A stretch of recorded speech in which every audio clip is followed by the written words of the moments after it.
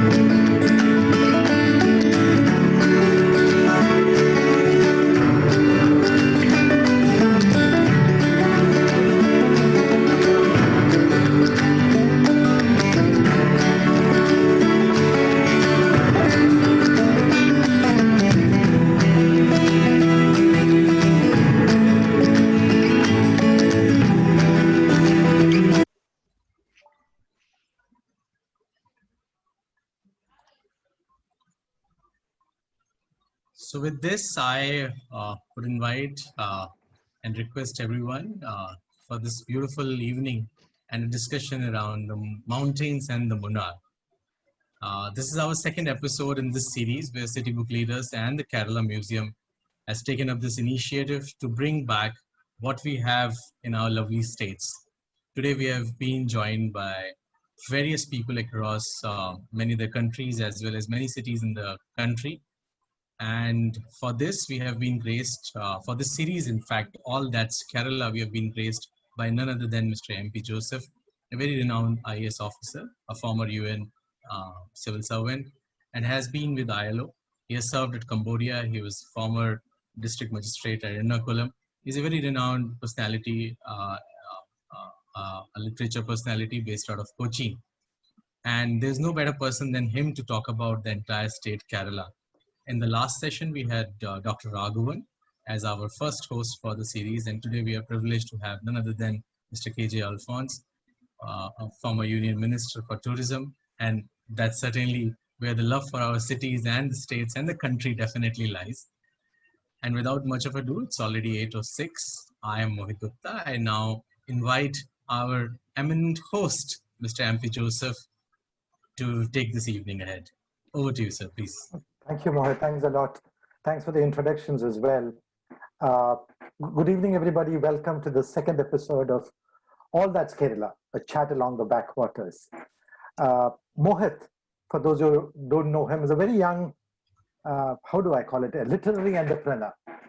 He has started an enterprise called City Book Readers, and he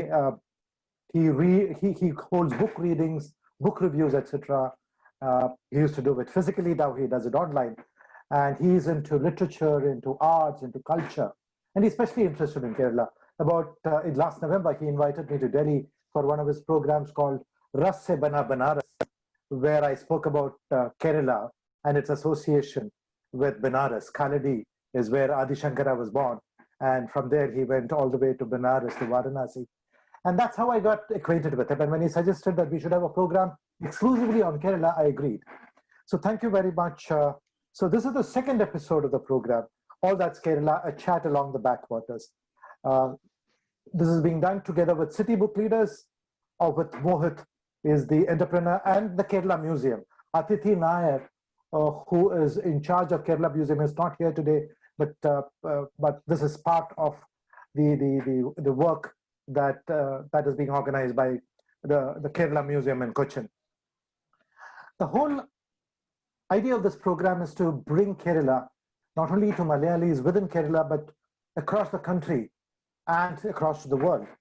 That's the purpose of this. And it's going to be a very interactive session. I would like you to give your remarks, ask your questions, make your suggestions, and disagree with me or with Alphons, our guest. Whenever you feel like it, you can ask questions on the chat box, and I'll break and give you time to speak on the mic so that you can give your remarks, your suggestions, your questions, which I'm sure Alphons will answer. It has to be a very interactive session. So please ask your questions, give us your remarks, give us your suggestions as we go along. There will be a Q&A answer session at the end, but don't wait for it. Ask your questions and your suggestions, and give your suggestions right from the beginning. The only thing I'll say is that make your point, make your questions short, sweet, and to the point, so that we don't take other people's time.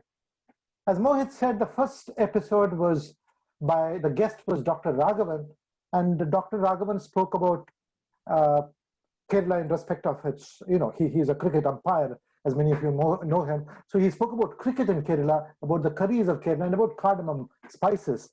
He was very knowledgeable, he was very witty, and he could talk very well. Now, speaking of talk, I think there's nobody like Alphons Kannanthanam, K J Alphons, who can talk. He can really talk. He can mesmerize you with his talk, his ideas, his substance. You may disagree with him, and I do at times, but that's not the point. The point is that we have an exchange of ideas, and therefore, who better to take this series forward than Alphons Kannanthanam? And I think they're absolutely wrong for me to introduce Alphons to you. He is so well known, I'm not. And but then courtesy demands that I should do it. First thing, of course, as those of you know him, he can hold you spellbound with his ideas, with his talk, with his stories, etc. And to introduce him, I'd say that to me, first and foremost, he was a bureaucrat like me from the IAS. He's 1 year junior to me. He's from the 1979 batch. But many are senior to me in thinking, in politics, in writing, and so on. He took his premature retirement many years ago, and then he went on to stand for elections from the Kanyarapalli constituency in Kerala, and became an MLA, a member of the state legislative assembly, representing that spice town, as we would call it, set in the mountains, Kanyirapalli. And then after 5 years, he moved on.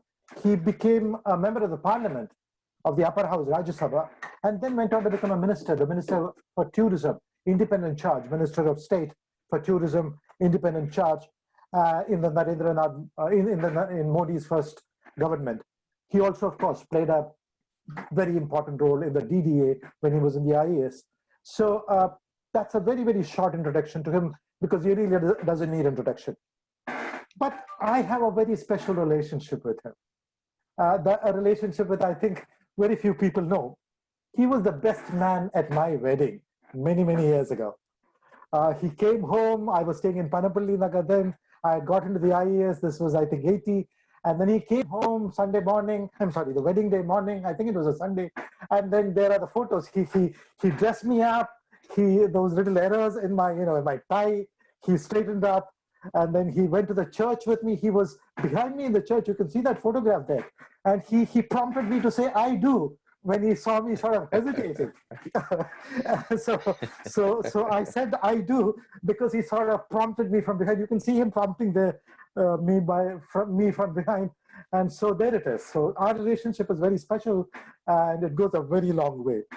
Alphons, I've never told you a thank you for that.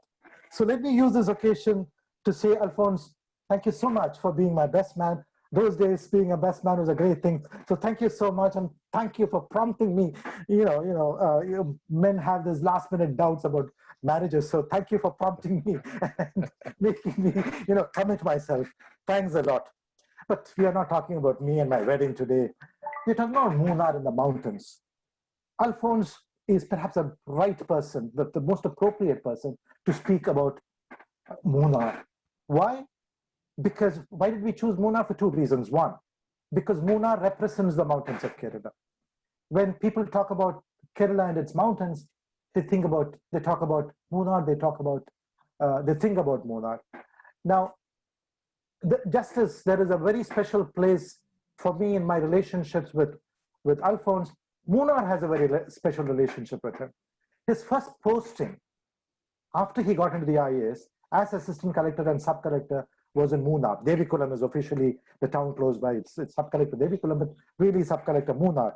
So even though this is a chat along the backwaters, and there's a contradiction in terms of talking about Munnar and the mountains, yet I think, what is Kerala without the mountains? And who better to talk about Munnar and the mountains than Alphons? Alphons, welcome. Thank you once again. Thank you, Joseph. Thank you, Joseph. My pleasure. Thank you for the very, very generous words. You've been very kind. I think that's because you are my friend, you are my senior, and it's been an incredible relationship. You being there, and you see when you're the collector of Cochin, we all really looked up you. This young, handsome, dynamic man who really transformed Cochin. And of course, when to be a UN civil servant, famous guy, and a specialist on Cambodia and a whole lot of things. So Joseph, I was just wondering if I didn't prompt you to say I do that day, what would have happened? I don't know. Thank you so much. Yeah, carry on, please. Yeah. Thank you so much. I think I would have said I do in any case. Thanks anyway for that. But then I talked about your origins and your relationship with Munnar. But what are the origins of Munnar? You've been there. Everybody knows about Munnar, but where did Munnar begin? Would you be able to shed us some light on the origins of Munnar and how tea came there? Tea is what makes Munnar what it is. The beautiful manicured tea gardens of Munnar. So can you tell us something about what Munnar is all about, how it began, and how it got this predominance of place in Kerala tourism? Joseph, yeah, I was posted after my training in Masuri Academy itself. We got the order of me posting me to Devikulam. And I said, my God, how terrible. I mean, you can't get a worse place than Munnar because there are no telephones working there. The transport was bad, the road was bad, the road to Munnar was there. And of course, there were hardly any roads in the entire subdivision, starting from almost the EDK headquarters right up to Mundakem. It was basically all kacha roads. So I said, what a place to be. I went there cursing. But exactly in a month, Joseph, I completely fell in love with that place. And today, looking back, really, if you ask me, I've worked everywhere, Kerala, Delhi, be an observer in so many places, travel across the world as tourism minister of India and as a bureaucrat. And if you ask me today, which is the best place under the sun, I would say Munnar. Why? So, yeah, and really, it's got so much of memories. I mean, apart from that, personally, I got married when I was sub collector of Munnar. My elder son Akash was born there, and the incredible journeys. What I became really eventually in the civil service or whatever I learned in Munnar. Because Masuri Academy, we were one of those people. We had a bunch of people who were basically in the disco all the time. We never took the classes seriously because we said we will learn when we are on the job. When we got to Munnar, we had to learn because the collector was never there. There was no STD call between Munnar and Idiki where the district collector was. So one had to learn. And we said, yes, now the place is beautiful, let me learn. So we have fantastic experience there. And of course, I still have a lot of friends in Munnar even now. Martin, Varghese, Tangapan, a whole lot of people whom I still visit. Even about 8 months back, my wife and I, we visited again. And so we have incredible memories. I really consider this to be the best place under the sun. I'm saying not only in India, the best place under the sun in spite of having visited how many countries? 50, 60, maybe 100. I don't even know the numbers. Well, Munnar, of course, it's known for tea. 1877, J.D. Munro, he got a concession from the Raja of Punyar. He was, of course, a sub-king under the Travancore king. He came visiting there actually. He actually came to settle a business contract between two people. So he came there and then he said, well, it looks beautiful weather. So he said, why not do something here? And originally he thought of having a coffee plantation. So in 1877, he got a concession from the Maharaja, from the Raja of Punyar for 136,600 acres of land in Munnar area and for plantation of coffee. And that was in 1877. But 3 years later, the plantation came, a chap called A.H. Sharp. In fact, he's a plantation specialist. He came and said, well, the coffee is not working here and it wouldn't grow here. So they said, let's try out tea, because earlier in Anamalays and also in various parts of Nilgiris, they had tried out the tea and it was working. And tea was in huge demand because the British Empire just drank tea and tea and tea. And the Chinese tea was very expensive and only the very rich could afford. So they got the maximum amount of areas in India under tea. So he had these concessions and started planting in 1880 tea garden. And that is how the Munnar tea gardens came into existence. They brought in thousands and thousands of people from Tamil Nadu. I won't say slave labor, but pretty close to that, and got them to come in extremely difficult circumstances because it was very tough. It was dense forests, wild animals. They came all the way from Tamil Nadu side, not from Kerala side. There was no road from Kerala side, and started the plantations. And it was called the Finlay Tea Company. I don't know why Finlay, because I think he must have been the major investor, Finlay. And in 1924, the big floods of Munnar happened. In fact, they had a railway link from top station up to beyond Matupatti, just about 5 kilometers from Munnar. So all that railway line and everything almost got washed off in 1924. And of course, they had to start all over again, and they did. And in 1964, the Tatas became a partner of the Finlay company. It became a Tata Finlay. And I think in 2005, the Finlays given and divested, and Tatas took over. It became Tata Tea. And I'll stop you on Finlay. Though Munnar was really a part of the Punyar kingdom under Travancore, and though we were at that time really under the British, I believe that it was the Finlays who were actually ruling Munnar. They were the magistrates there, there were judges there, they owned everything and they ruled the place much more than the Maharaja of Punyar, much more than even the British. Is that true? Yeah, very true, Joseph. I mean, they were the master, the kings of the place. I think the Punya Raja, what was the annual rent he was getting from 1,36,600 acres of land? 3,000 rupees. So that was the annual rent he was getting. He just gave it up to the British. And I'm told some point of time, even the criminal courts, they were all civil courts, they were all manned by the British. So it was basically the British running the place. And we could see this when we even went as sub-collector.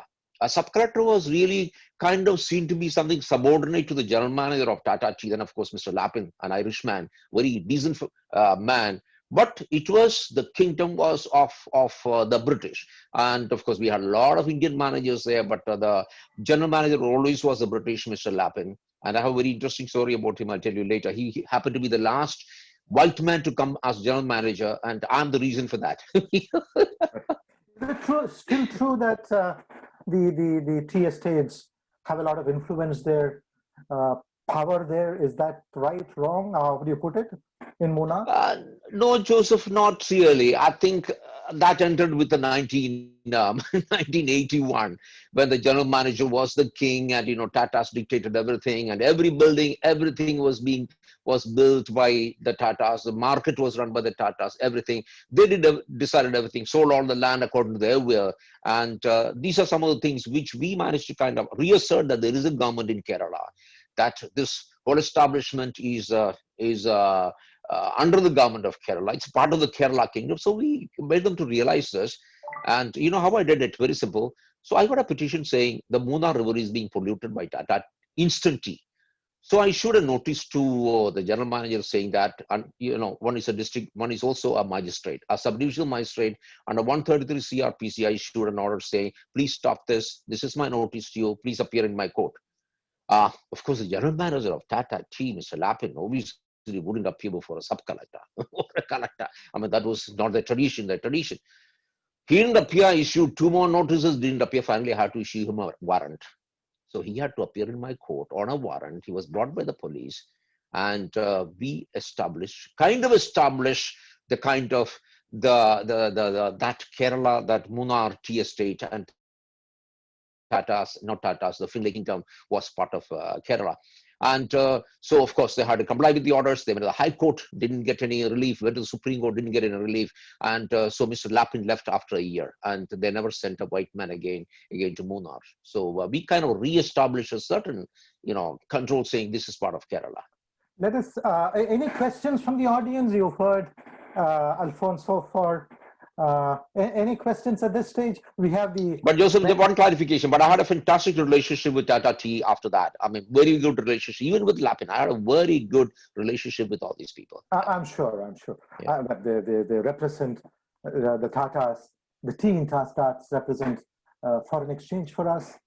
We are all tea drinkers. I'm an avid tea drinker, so absolutely, I have no doubt about that. Any questions at this stage? Any suggestions? Any remarks on what Alphons has said so far?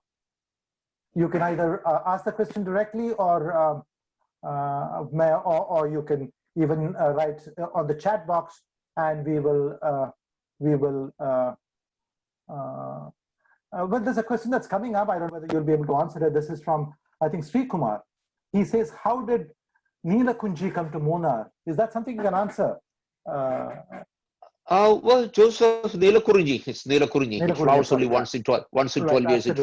Yes, it flowered last year also. And the Honorable Prime Minister was very keen to go there. Then the floods came, so we said, well, this is not the right time to go and see Neelakunji. So so he couldn't come. No, see, Munnar was all wild forest, and so we had so much of flora and fauna there.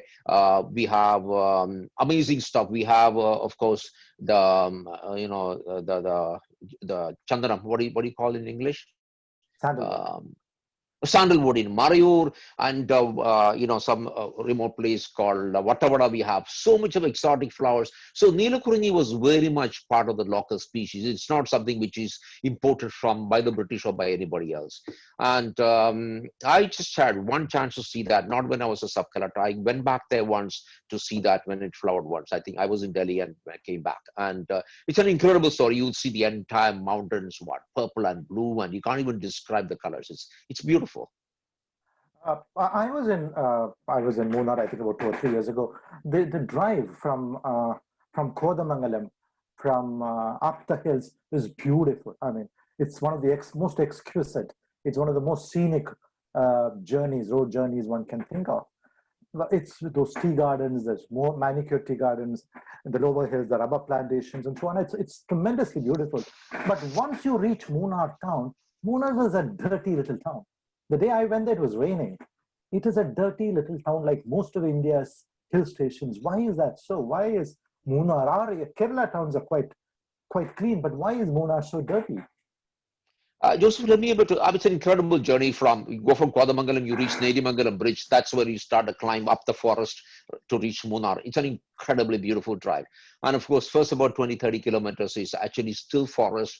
And of course, when you're driving all alone, which I was doing most of the time, and Joseph, I was driving most of the time myself. I had a old rickety Jeep without even a cabin. So, with the canvas, I was possibly the only sub-collector without a car. And to get you old Jeep. So I used to drive it myself most of the time. Incredible journey. You know how this road was built from Nedimangalam to Munnar? The Maharaja, this was built by the Maharaja of Travancore. Because it was such dense forest, what did it do was, they told people, we'll pay you salary, but then of course as an incentive, they were throwing coins ahead of the lane, of the road alignment. And people said, you have to cut the forest, everything out there to go and collect the money. So they would keep on throwing this money, and these people could collect the money. And of course, that is how the whole road was built, because it was so difficult to build. Yeah. Is that true? Is that a real story, or is it one of those legends? No. This is true story. In fact, when you go from Nedimangalam, you go another 2 kilometers. There is a sharp bend. You see also foundation stone there. The foundation stone for this road was laid by Maharaja or Maharani. I don't exactly remember. I mean, that is most often a urinating point for most people, because it's a huge flying up there. Yeah, you true. So you drive around 20, 30 kilometers, you reach close to Adimari, then of course plantations start, not plantations, coconut plantations and all that start. You reach Adimari. When I was a sub-collector, there was just one tea shop and maybe a couple of little shops selling, spices. Now it's become a massive town.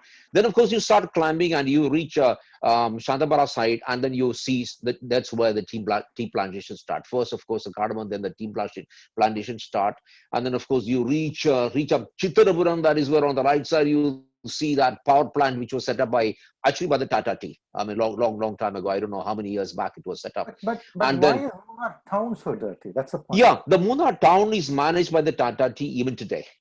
But this was built something like 100 years back. It's horrible, Joseph. It's horrible. The only way to save Munnar town, if you ask me, is really to destroy. Just run a bulldozer through that place, because there is nothing there. Munnar town has nothing. These are the 100-year-old old buildings and rickety buildings. There is absolutely nothing there. So all this really just needs to be demolished. And actually, before you reach Munnar, from that headworks onwards, there is quite a bit of land on both sides. You could actually build a new township there, and that could be the alternative. But it really needs to be raised to the ground. There's a question, Alphons, coming in from, is that Moto, I think, Pius. You spoke about his question as you spoke about. Moto, would you like to ask the question yourself? You articulated it. Would you like to ask the question yourself? The mic is yours. You can unmute yourself and ask it. Maybe he's not listening to me. So let me read out the question for you. Alphons, you spoke about English managers holding sway over Munnar till the 1980s, but still a couple of estate companies hold sway over Munnar. Why is it so?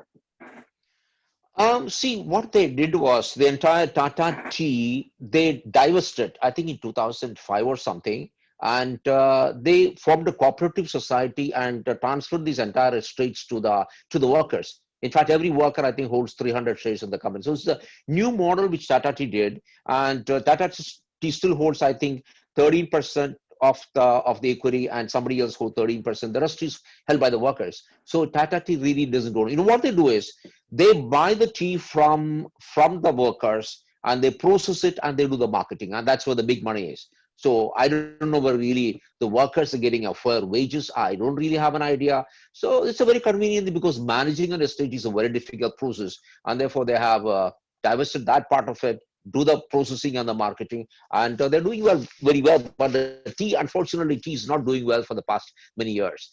So some of the sad things which I still see there, Joseph, is that the lanes which they have, they're called layam for the workers. Right. They are still the single room thing in which 4, 5, 6 people still live.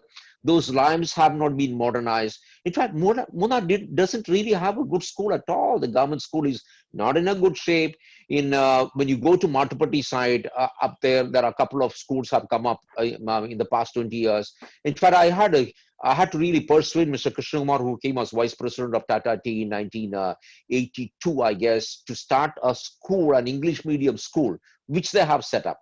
Again, The it's not question, a span. Alphonse, is why, and this is a question from Sri Kumar Raghavan once more, did we do a good job of developing Munnar into a nice, tourist town? Did we do that? I think we have failed also. Joseph, no. The government has done nothing. All that is come up there is whatever has been done by the private enterprise. That's it. In fact, the KTDC set up a hotel, which again is not, that's part of the government, right in the heart of the city. But if you see tourism, it's been completely developed by the private enterprise. But if you ask me really, don't even go to Munnar. When you go from Adimali, about 10 kilometers from Munnar, turn right towards Chitarapuram powerhouse. And there, that is where all the new resorts and developments happen. You have hundreds of fantastic resorts. It's an incredible view, Joseph, which you will never ever see anywhere in the world. It's fantastic. You just stay in those hotels, which are fantastic. There are hundreds of them. So don't even really go to Munnar. As you said, Munnar town is cramped. There are no facilities. You can't do any shopping in Munnar at all. And so this is where the new action is. And those in Delhi, Alphonse, in Delhi, when you were in charge of the DDA, you were also known as the demolition man because you demolished all those structures. Can't we? Is there something like that possible in Munnar? I mean, I don't believe in demolition per se, but beautifying it, making it a more appropriate place. The town is bad, but the countryside is so lavishly beautiful. What do we do about the town? See, Joseph, this is because, why has this come up? Because the entire land is basically owned by Tata Tea, and the government has not been forthcoming. In fact, Tata Tea itself has been asking, please allow us to develop some of our bungalows into tourism centers, hotels, which the government has not allowed. Now, this won't do. You want people to come there. Tourism makes no meaning if you get millions of people coming into a place. They just pollute the place and go back on the same day. Where is the money, Joseph? The big money is when people stay 1, 2, 3, 4, 5 days. And I believe this is a place where people can stay for 10 days. Government did nothing. You see, ever since I became tourism minister, and also earlier also I was arguing, take over 1,000 acres from Tata Tea, now the KDH Kanandevan company. Pay them adequate compensation. Don't just grab them. Develop at least 3,000 acres. Develop a fantastic tourism, an area, 3,000 acres. Plan it. Don't cut all the trees. Don't really just build unnecessarily. Get some of the best developers in the world who build beautiful resorts all over the world, a massive one with entertainment, with hotels and restaurants. See, Joseph, you make money at home at night in tourism, not during the day. Daytime, though, go visiting places, they might take a pass to enter a place. That's not where the money is. The money in tourism is night tourism. When I mention this to a lot of people, even on television, they say, oh my God, Alphonse is interested in nightclubs. It's crazy. You need to do this. Munnar is dead, let me tell you.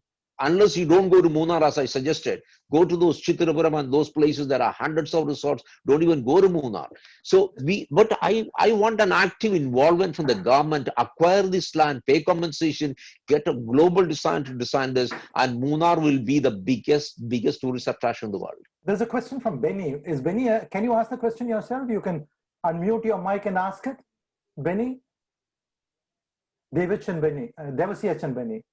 Would you like to ask the question yourself, Benny? Okay, otherwise I'll read it to save time. I'll read it for you. His question is, why can't government take control of Tata plantations in Munnar? Does it not have the legal application? Of course, this is about Joseph, in 1977, in fact, we brought in the KDH Kanandevan Act, and we took over 70,000 acres of land. And we left them with the rest wherever there were tea plantations and wherever they needed the wood for the tea industry, for the furnace they require wood. Except that area, we took over the land. You know what's the problem? Even today, we have not physically taken over a lot of areas. We have not. When I was sub-collector, I asked for a team of surveyors to come and take over. So some patches I took over because I couldn't get somebody to come and survey it properly.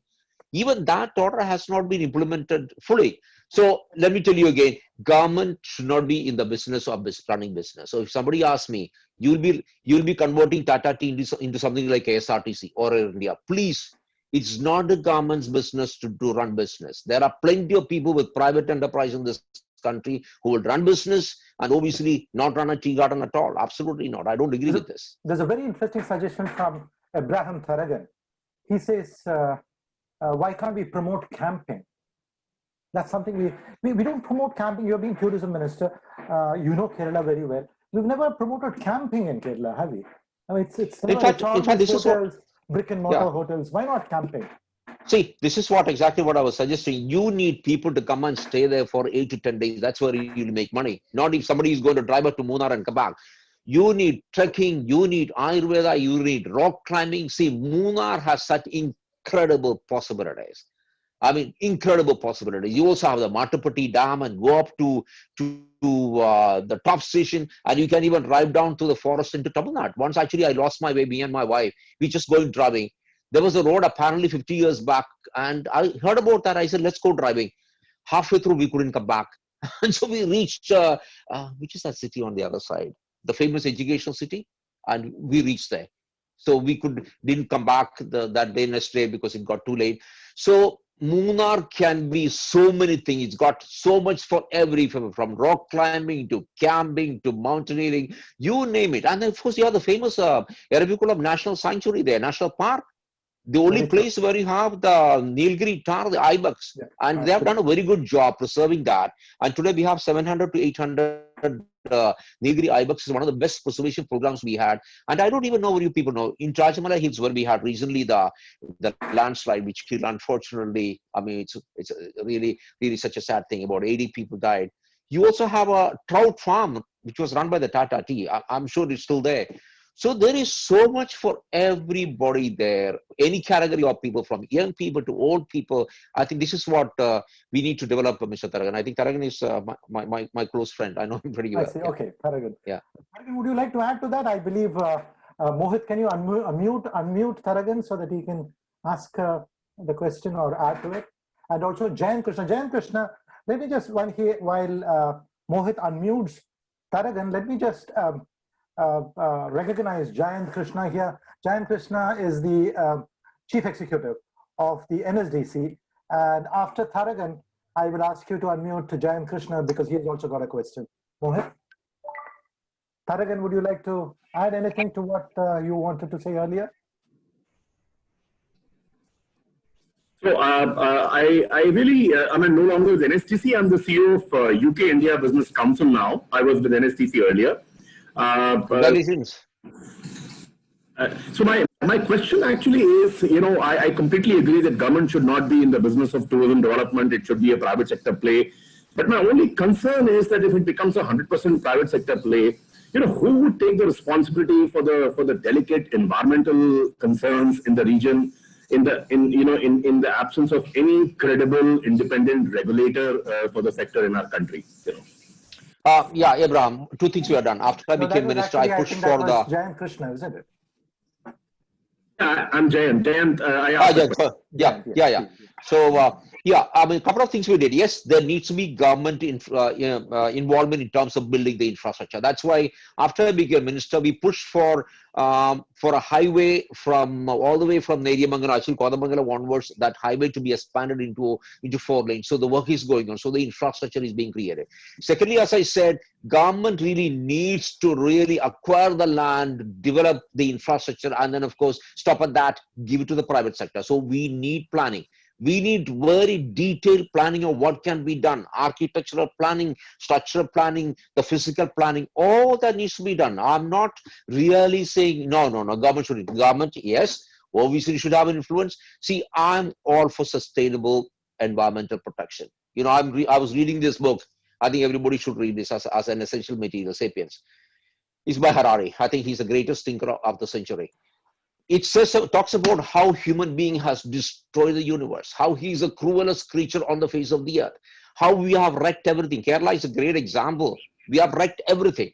We have destroyed everything. So therefore, leaving it to him alone, I think we just need government controls. But again, unfortunately, Jayant, when you say government control, the whole issue of corruption comes in, but it can be done. We have proved it can be done.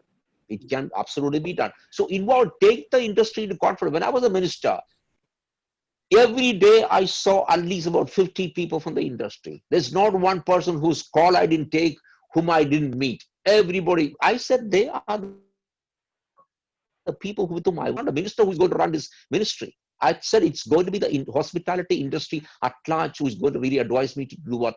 So these are the things which we need to do. We need a political executive which is willing to take people into confidence, enterprise into confidence. You know, we have a lot of very, very smart people in tourism in Kerala. We need to involve all of those people, involve people with ideas. Now, the whole problem with we politicians is we are too arrogant. We don't want to listen. We pretend we know everything. This is a true of Joseph, of course, about our tribe, the IAS. Absolutely. The moment we get into the cross the gates of Masuri Academy, we pretend we know everything. I mean, of course, there are people like Joseph who have become such incredible encyclopedia of knowledge. But a whole lot of people get very arrogant. We bureaucrats don't listen. The political executive doesn't listen. Don't listen. So, I mean, we need to change this whole culture. I changed this entire culture when I was a minister. Thank you, Alphons. I'll move on. Rose Tharagan, would you like to add anything? I've unmuted you. Yeah, thank you, sir. Good evening. I'm a person who travels I'm a person who loves to travel to forests and stuff and all. But unfortunately, I cannot travel to a dense forest or a forest reserve. But instead of building commercial buildings and stuff on these environmental areas, wouldn't it be better to have a campsite? It might be a government property where people can rent it for a day or so, where they can park their vehicles or even tent a place. You know, we can put up a tent and stay there. It will be the family can be more close to nature that way. Again, I asked the question for you already, and he has answered it. So but I would like maybe a little more. See, I think let's not go to extremes. I think we just need to be balanced in environmental protection. We need to survive on the face of the planet. We need to look after the planet very well. There's no doubt on that at all. Don't just say no, everything concrete is bad. No, concrete is necessary. We know how to build concrete beautifully, which can merge into the environment, into nature. So we need all these things. Camping is fine. We need resorts. We need beautiful resorts. We need all kinds of stuff. But please do it in a way which doesn't destroy the visual impact, the environmental impact of it. And all that is possible. It's just possible to do it. Very well said, Alphons. I agree completely with you. Let me move on. You spoke about the 1924 floods in Munnar, which I believe destroyed Munnar completely.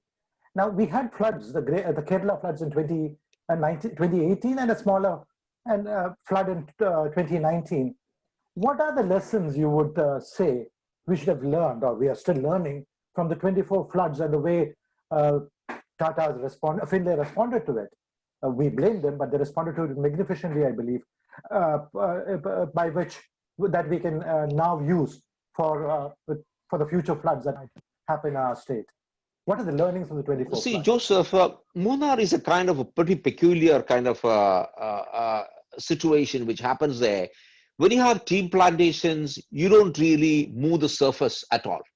So even the Rajmalai, this landslide is a surprise, because when you have a tea plantation and you don't move the top surface, generally you don't have a landslide happening. Possibly what happened, there was such intensity of rain, so the water seeped down, and then of course there must have been a thin layer of soil only, and therefore the whole rock underneath that happened. Otherwise, generally landslides don't happen in tea gardens at all. So the 1924 our floods don't really give too much of an experience to the rest of Kerala. And of course, we got to be very careful when we are dealing with nature. We allowed in 1954, I guess 56, this is called under the we allowed people to just walk into Idiki. You remember that? I don't know what was a scheme called 1956. We said we want to grow more food. So we allowed people from all the Kottayam, all that area to walk into Idiki and also walk into Wayanad. There were no regulations at all. People just cut forests, built. That's not the way to do it. We just need to plan out. And of course, lessons from floods. I think we just need to learn our lessons. Why is it that the main floods in 2018, I guess, happened even today, I hold, because the dams were not managed properly. Yes, there was a lot of rain. I was there actually, and I spent 2 weeks in Kerala when I was the minister. There was so much of rain, unprecedented rain, which came actually in a very small space of 10 days, actually, 7th of August to the 19th of August, if I'm not mistaken. Yes, I think that was the date. So with that kind of intensity, it's very difficult, not to have the area flooding. And of course, then that's how we learn our lessons. Why is this happening? Why is there have such intensive rain in such short period? Or global warming. This is the impact of global warming. Have no doubts on this. We're going to reach a state in which we cannot predict weather at all. We cannot predict when to sow, when to reap, because the global warming is become so unpredictable. When what is going to happen, when we can't predict. Yes, but we are learning lessons, some bit of it. What do you do with some place like Kutanad or the rest of the places, or where people have blocked? Take for example, we had such beautiful, most of the Kerala's merchandise was moved in boats. We have covered everything. So where does the water flow out to? Where does it flow out to? It cannot flow out in. So we need to reestablish those water canals, not allow filling of paddy fields, because these are the things which allow the sponge to be created for water to settle down. But in spite of all that, possibly the 2018 and 19 floods possibly could not have been prevented except the management of the dam. This is where the Kerala government went wrong. They want to accumulate water so that they can make money out of electricity. They open multiple dams on the same side. I mean, take for example, my sister's house in Chalakudi. They had 22. Can I interrupt you and ask you, when we are talking of the mountains, about Mullaperiyar? Mullaperiyar is a 110-year-old dam. It's called a masonry gravity dam. If it breaks, then most of Kerala is going to be submerged. Most of central Kerala is going to be submerged. Many people are going to die. What is your feeling about Mullaperiyar? You think this is a dam that poses danger? You think there's a possibility even that it can break and cause havoc?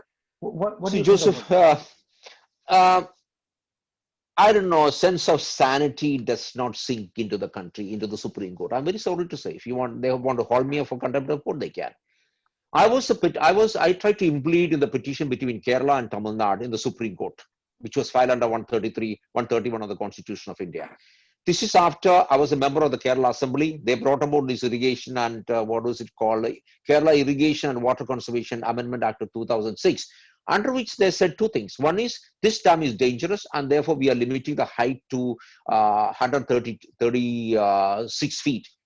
I spoke in the assembly and said this is completely wrong, because the moment you say this dam is illegal and then you are allowing a certain height, you are contradicting yourself.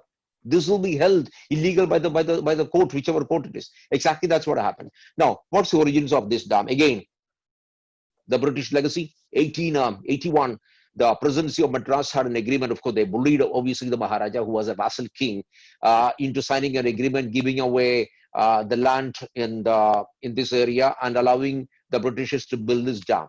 And that was in 1881. And somebody called Denny Pennyquick, he designed and built this dam which was commissioned in 1895. It's made of surki. It doesn't have 1 gram of steel. So it is basically lime and rubber mixed together, and that is what the dam is.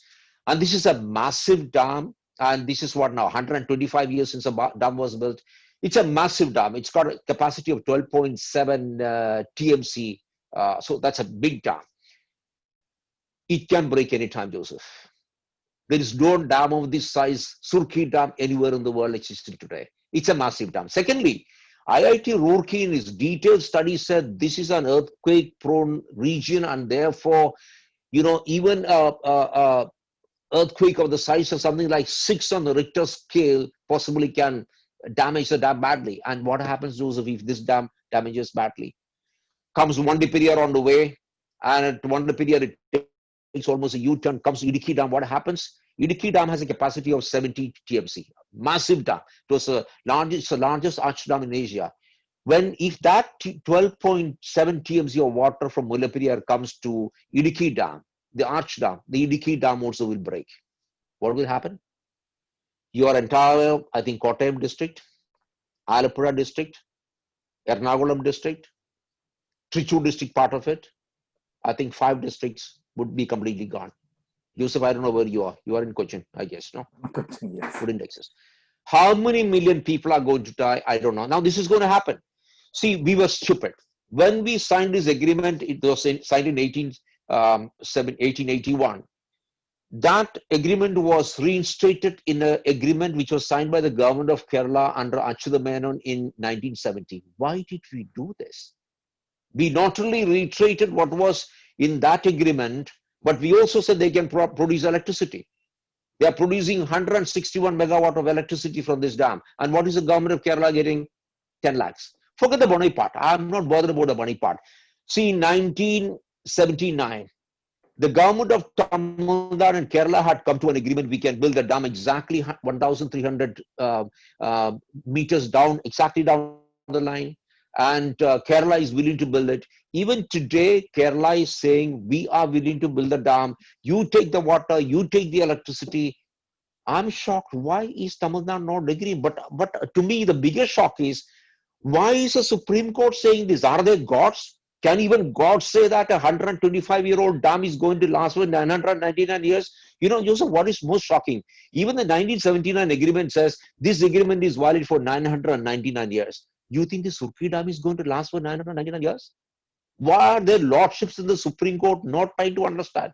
Now, where does the blame go to? The Supreme Court had appointed a 5-member committee, including somebody from Kerala. I don't want to name the person, who's a friend of mine, a chairman from Tamil Nadu, and they said this dam is structurally and hydrologically safe. That is the word used, and Supreme Court went by that. I think extremely unfortunate. Yeah, it's unfortunate. You're going to lose sleep tonight. So let's move on to slightly more pleasanter pastures. There's Ram, who is speaking about a Periyar Carnival, which was organized in 2007, linking Thekadi and Munnar and Gavi. Can I give the mic to Ram? Ram, can you speak about it?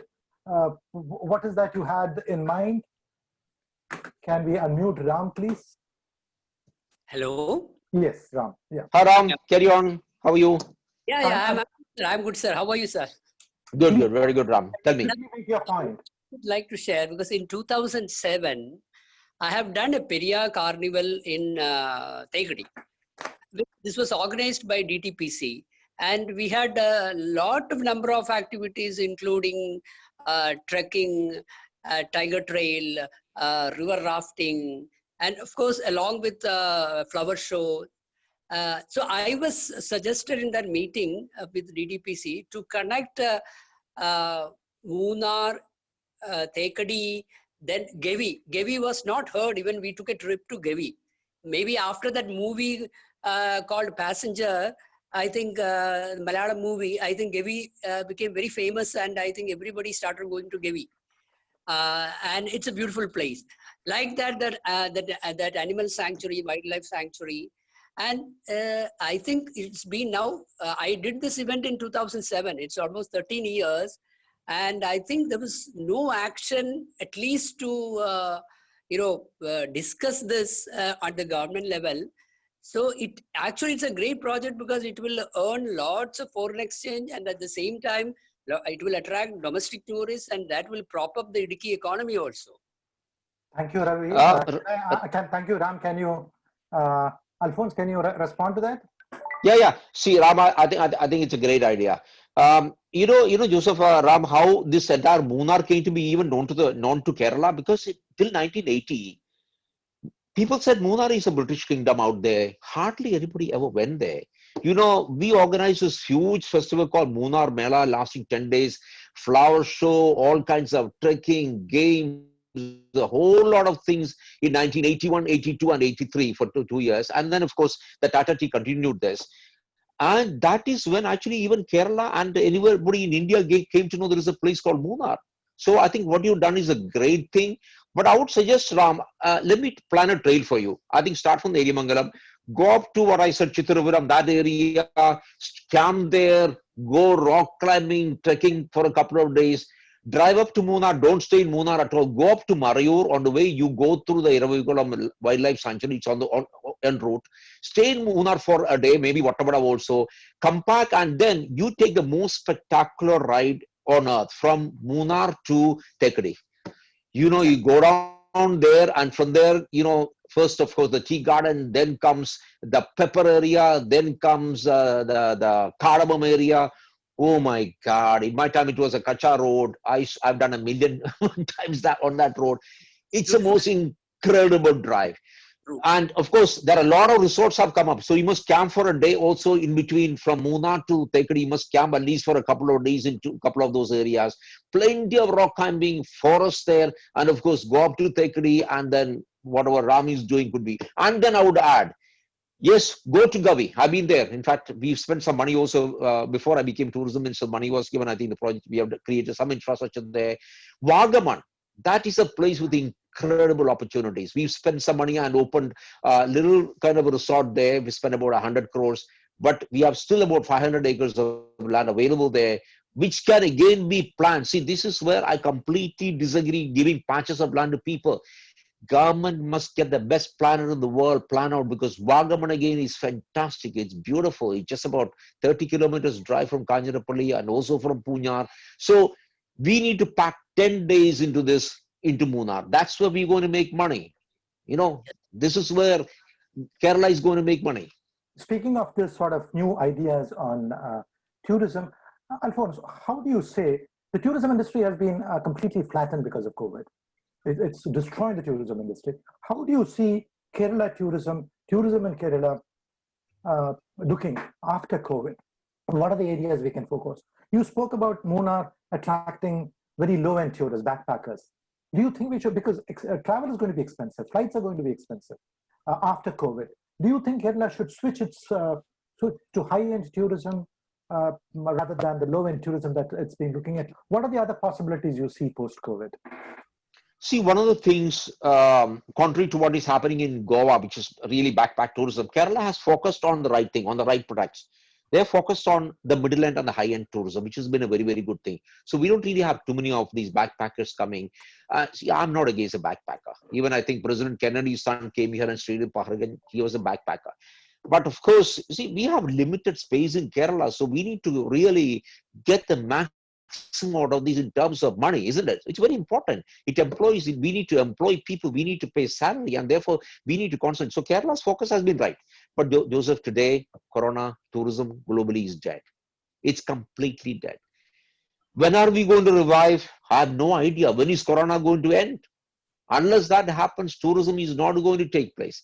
And when that happens, when the whole thing is going to subside a little bit, I think people are going to travel within the state itself, So that is why basically don't look for foreign tourists over the next couple of years. Don't even look for tourists from very far away, even Delhi.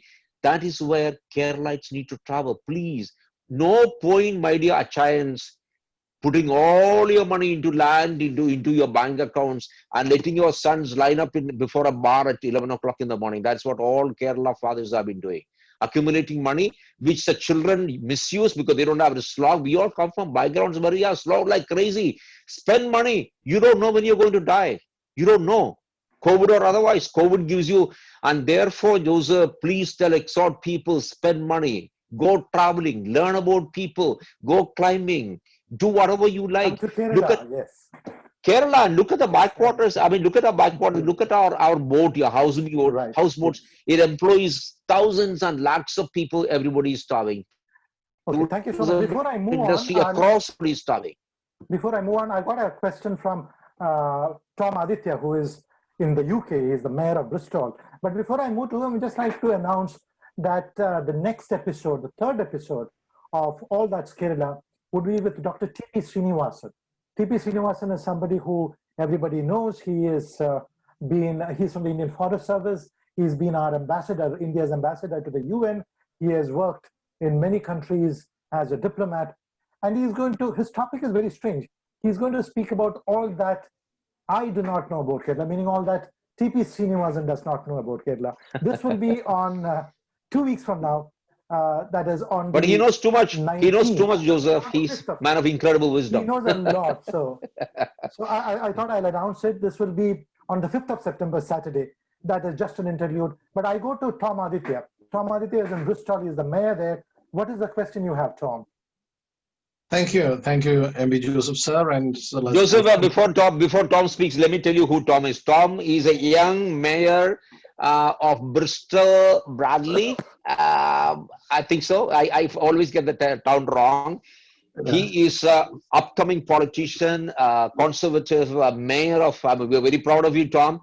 He's the one who persuaded me to bring in a cancer patient, get into an air ambulance, get the sanctions, and bring him to Kerala. Unfortunately, he passed away. So Tom was the man who persuaded me. Recently, we got London Cochin flights again under the Vande Bharat flight. So again, Tom was the one who persuaded me, chaser things to do these things. So Tom is very active.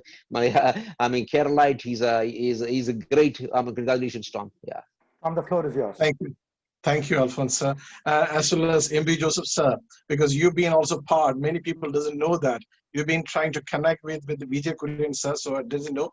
And as it's the talk about Kerala tourism, direct flights to connecting with the Cochin, and then it'll be to Munnar or helipad or something. That'll be really helpful.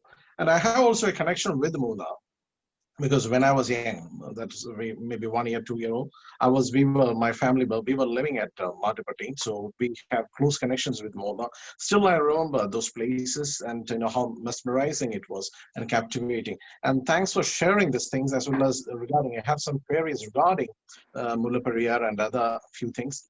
One of the things which Munnar could develop is, I'm seeing so many places how the forest resorts are being developed here. So we could have done such a program in Munnar without touching the environment, as well as in conjunction or actually hand in hand with the environment. So that would be the best way forward for Kerala tourism. And I think you already touched that, sir. So I think and also a public-private partnership. Someone was mentioning about government giving rest houses or resorts. Again, someone who is managing that resource is actually the thing. Also, transparency and accountability is a master when we are actually, government is doing that kind of business. It's better to give it to private hands. So that's my talk. And nice to hear the good talk. And I was listening to most of the party, even though I had another program in between. Thank you very much. Thanks for this opportunity. Nice to see you, Tom. Nice to see you. Thank you, Aditya. Yeah. Tom, yes. Mohit has a question, but before Mohit's question, I'll go to Jayant Krishna once again. Jayant has a doubt, more than a question. It's also a question. Can you unmute Jayant, please, Mohit, so that Jayant, can you come on, please? Yeah, thank you so much. I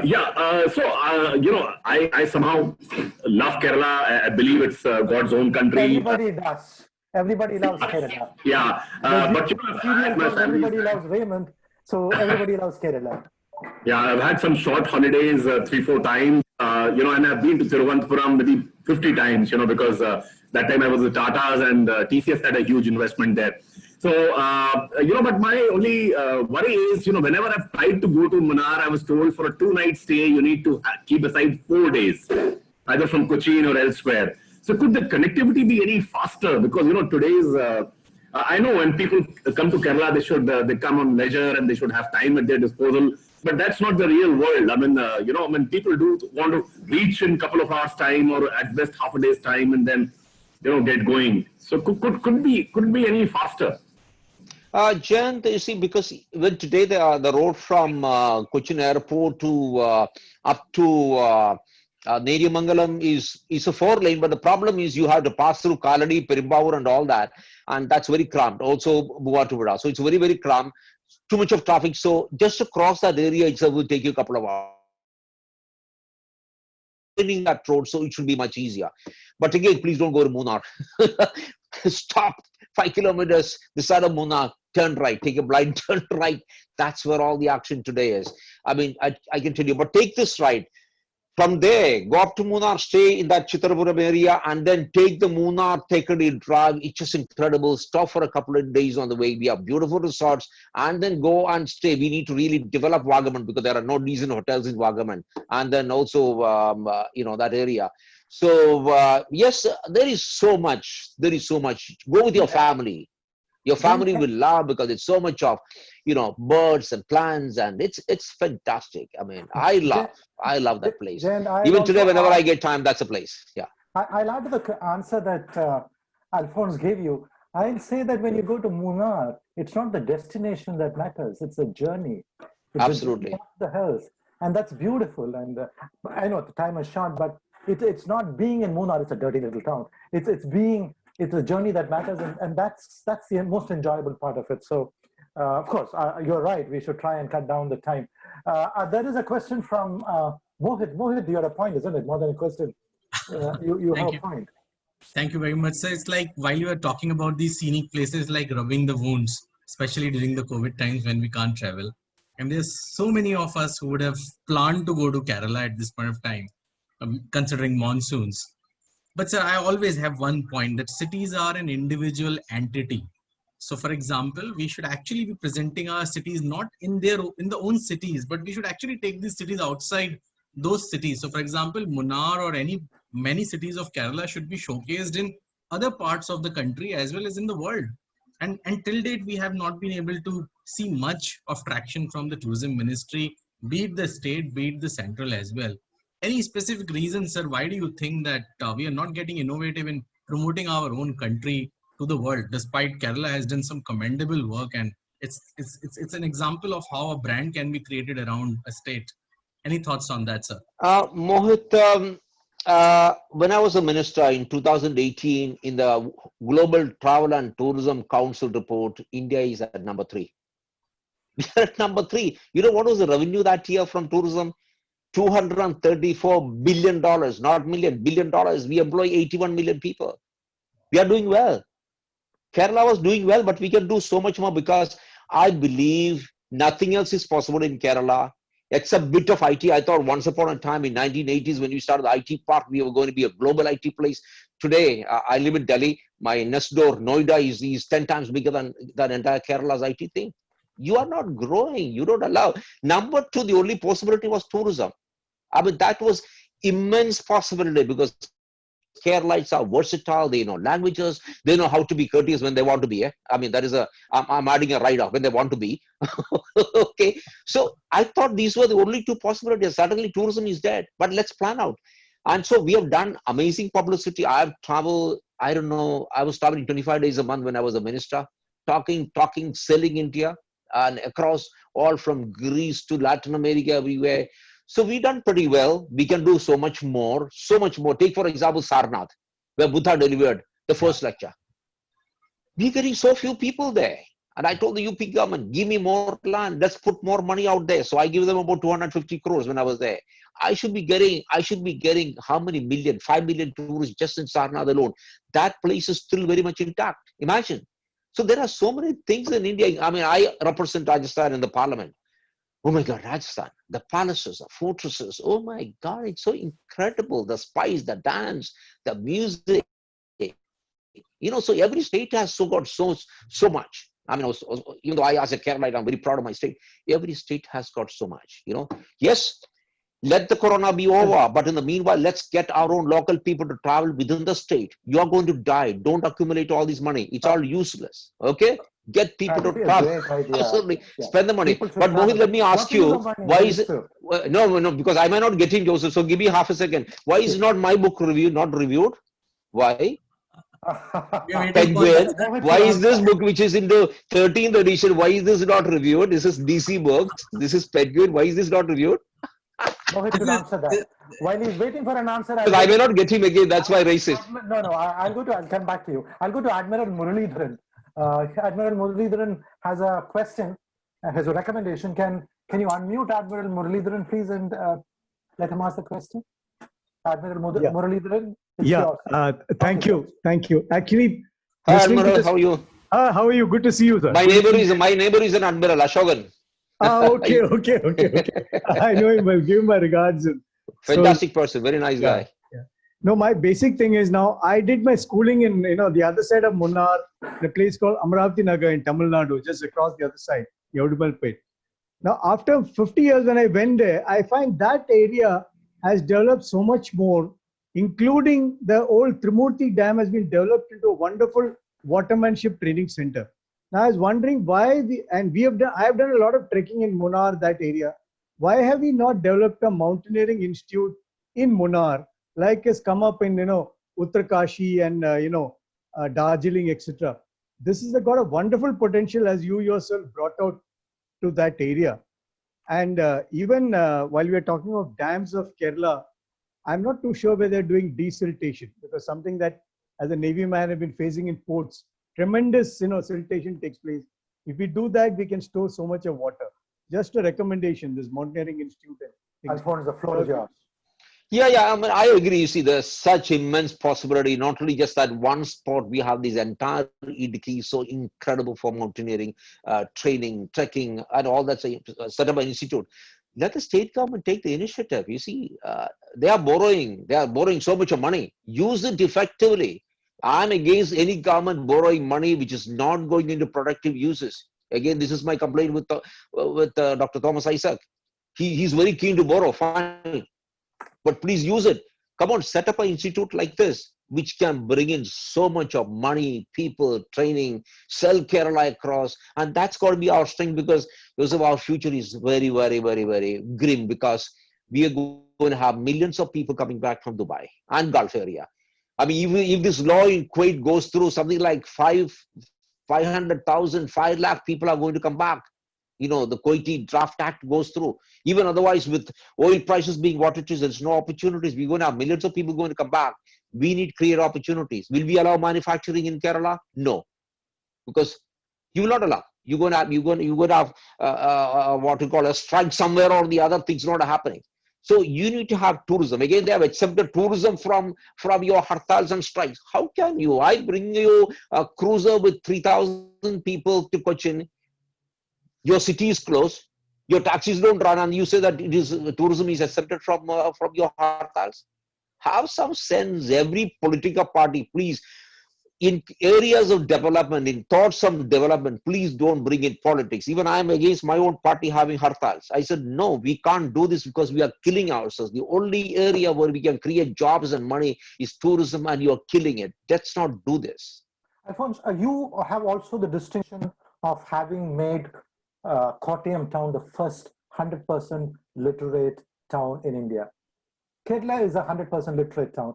Now, with all that, where do you see literacy versus education in Kerala? And particularly from Kerala's point of view, from a tourist point of view, Kerala is literate, yes. How educated are we? Joseph, I'm very proud to have in the district collector when this 100% literacy thing happened. It was a complete involvement of the whole city, just not the district collector. In fact, the idea came from the NSS of the university, finance idea with the, and then collector became the coordinator. And everybody in in Kottayam city, including the richest people, Kottayam has a lot of millionaires and billionaires, everybody got involved.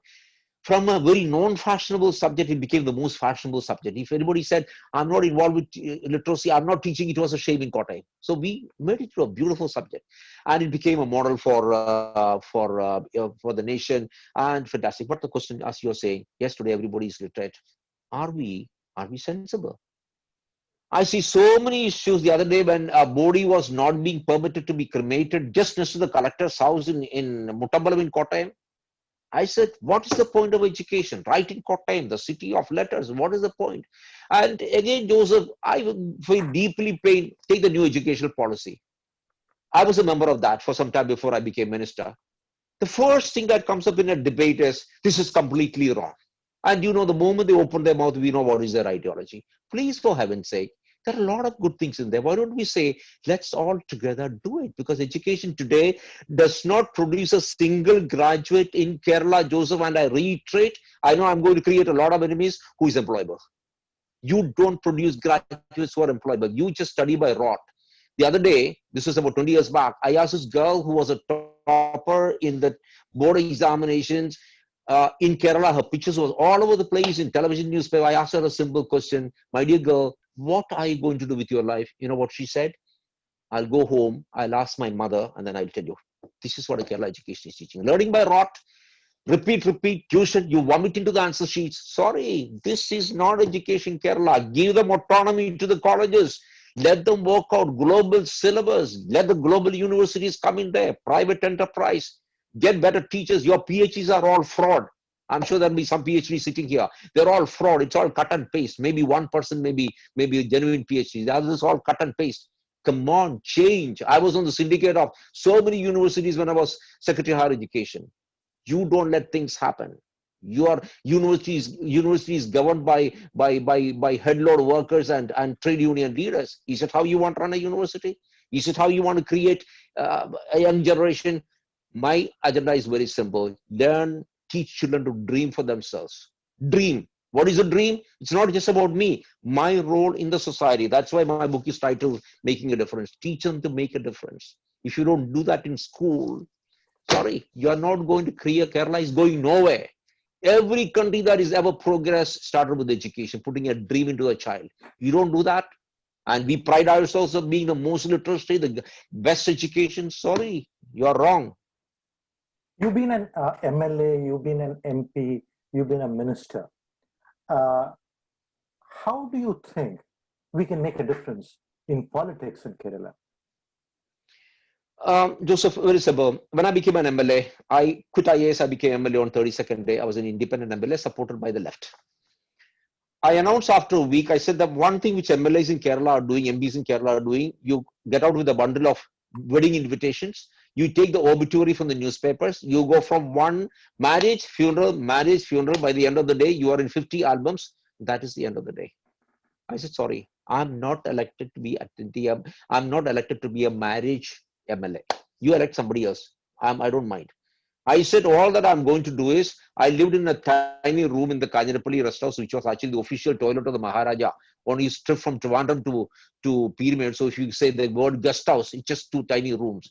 I stayed there, drove my own car, the Scorpio. I didn't have a driver. What we did was every week we went to a village, every day. We just fixed in advance. I would take the Panchayat president members, go to that Panchayat, spend the whole day there, listen to them, work out a priority, work out what is their top priority, take three things, and then I would chase for the money. In 5 years, I got 350 crores into my constituency. And let me tell you one thing I did. The civil station, which is, I think, a beautiful piece of architecture in Kajanapalli, in the heart. Supposed to be finished in 3.5 years, we finished it in 427 days. Is it possible in Kerala? Yes, it is possible. You have to make a change. Listen to people. So please, for Kerala politics, change this damn thing of marriage, funeral, MLA. Go to Panchayat, listen to them. Drive yourself so that you can stop whenever somebody wants to talk to you. You can look at their faces and say, oh, that person wants to talk to me. Stop. Not when you are relaxing at the back of your car and you don't see people. I think we have been for over an hour, and perhaps we should sort of wind it up.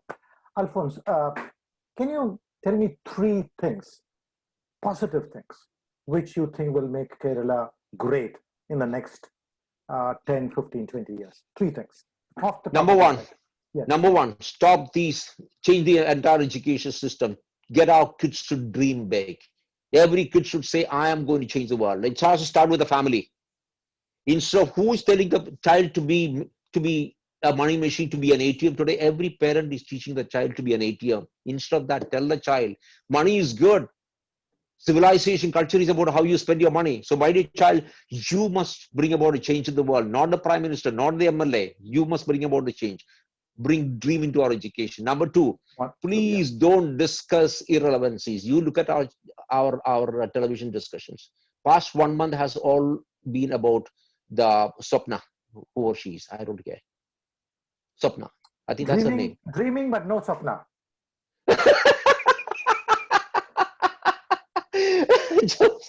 You're a very witty guy. Yes, please. You are discussing. I went for discussion one day. I get calls from channels saying, please, Alphons, come again. I said, whatever I want to, yeah, please.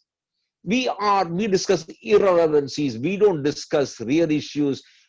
What is number three? Please, political parties, talk about creating employment, tourism. I'm glad you touched upon this whole issue of tourism. That's our only future.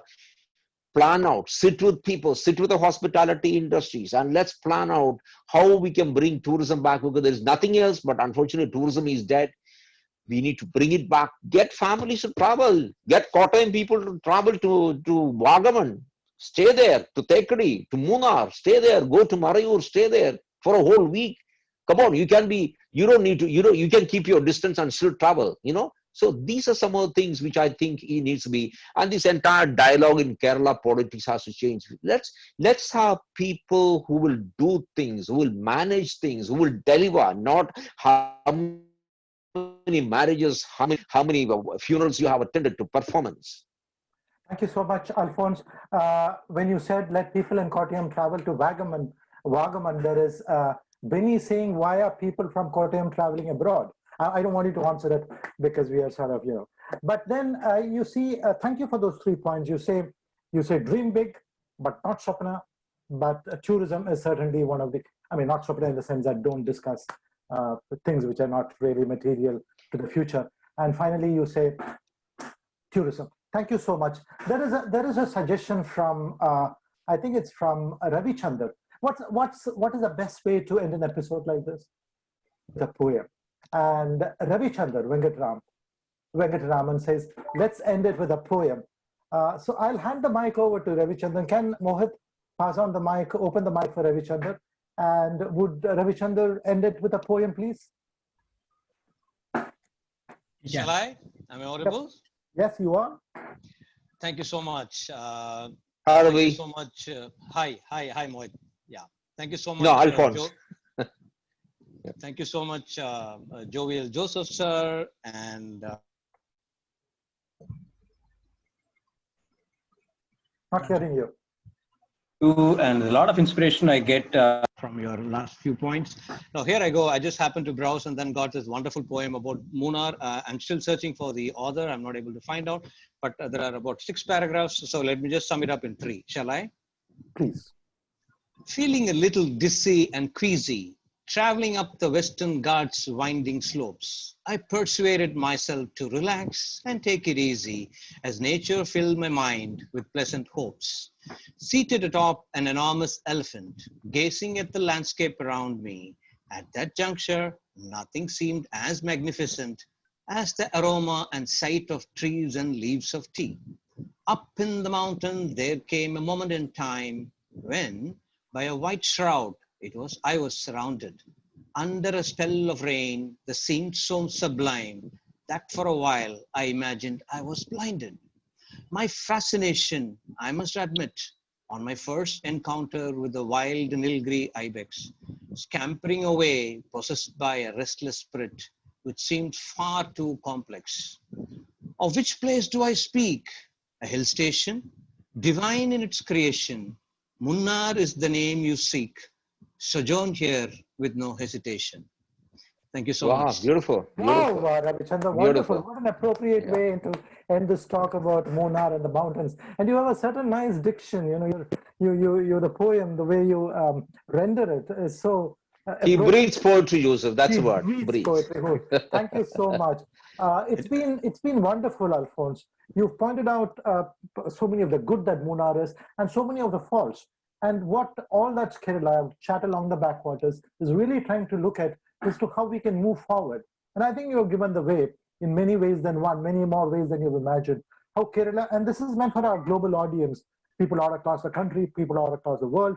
And it's been amazing to see your mind working. You go to the past and then take it forward to the future. It's been wonderful to see your mind working and sharing that mind with us.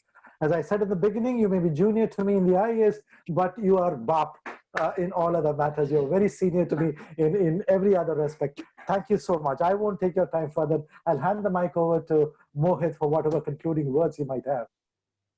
Wow, what a fantastic journey it was to such. Can I say a word before Mohit you conclude? And Joseph has been an incredible guy.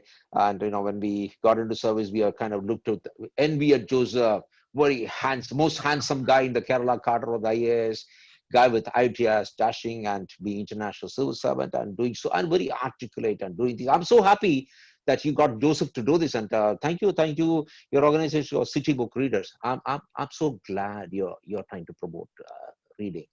You know how many books I have read in the past 3 months, and I've been doing all these webinars. I said, please read a few pages, just savor it, just don't run through, and it can just be fantastic. I'm just reading this book published by my batchmate, came out last week. This is on India, China, Shakti Sinha. Yeah. Yes. So I read multiple books at the same time. So I'm so happy. that that you're doing this. Please do this. Let's get more sense into Kerala. I'm not saying Keralites are not sensible. More sense into Kerala. I think it's a fantastic thing. But please tell people to read my book also. Okay, all right. Certainly, sir. That's a mistake. The last word will be mine, Mohit, before I hand over the mic to you.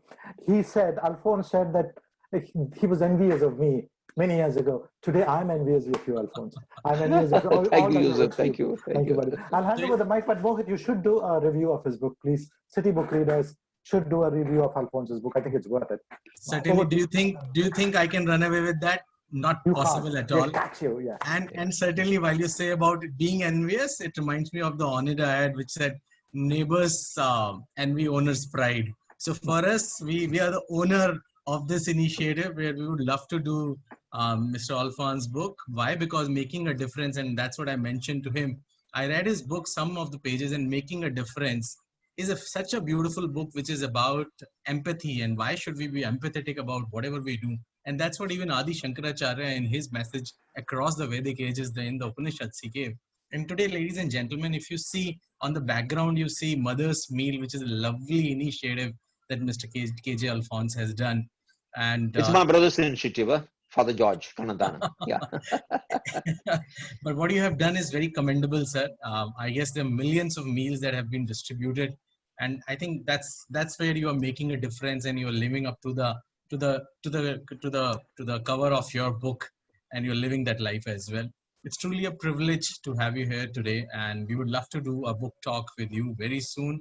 And to our lovely host of this entire series, Mr. MP Joseph, and to all the lovely audience and everyone who could contribute with their questions, and certainly to their poem as well. We wanted music in this section, so next time we look forward for some Malayali music to be added to this segment. Malayalam, not Malayali music. Malayalam music, yes.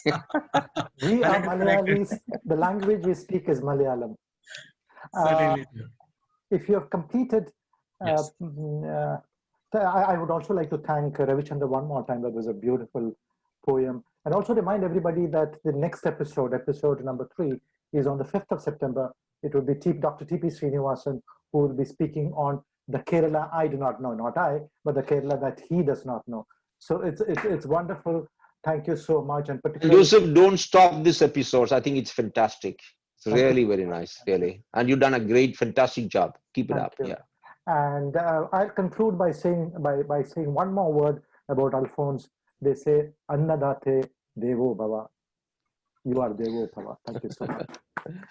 Can we have everyone's videos on so that we can take a Zoom fee of this special episode?